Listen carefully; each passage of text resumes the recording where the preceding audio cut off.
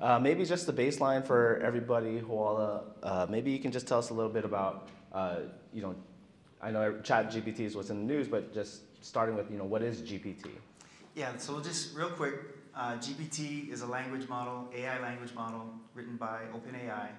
Generative, that means the answers it gives are somewhat coherent and relevant. Pre-trained, it's used a large data set to train itself, in this case the internet, as of September 2021. And transformer, which is the underlying data science architecture to get the system to work. So that's what GPT is. So yeah, that's it in a nutshell. The latest version is 4. Great. So from that, I can understand why people just say GPT, because I won't remember that myself. So what are some limitations? Obviously, the time is definitely one of them, but what other limitations are there with GPT? Well, it's still wrong a lot, as we've seen.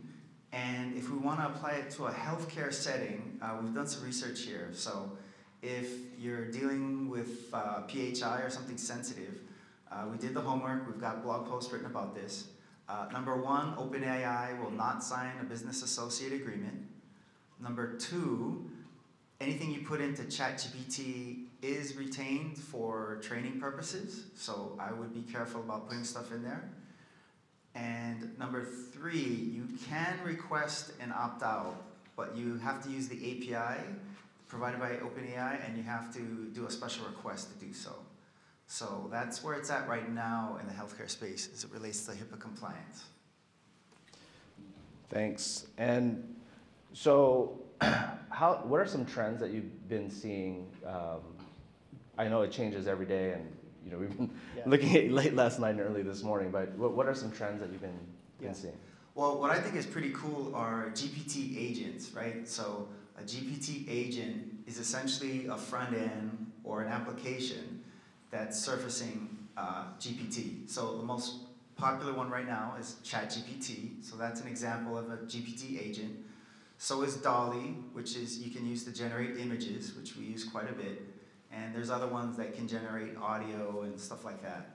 So I think trends in healthcare, I think what's kind of neat is, if you have a couple things in mind, I think what we're going to see come out is, you're going to write a GPT agent that references the API.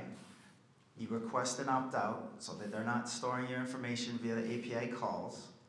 And then you're going to have to, you're going to want a way to store stuff. So right now, GPT has no memory. It can't recall what you've asked it yesterday or even earlier today, right? There is no memory function around GPT right now.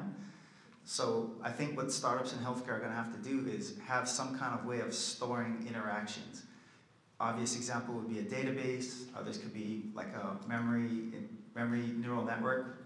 But that's a piece that's missing right now. So that'll be exciting to see.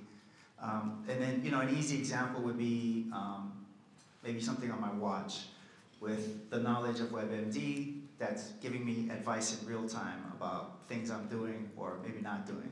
I think that'd be kind of exciting. So that would be some low-hanging fruit, I think, in the time to come. But yeah, there's definitely HIPAA compliance hurdles to consider.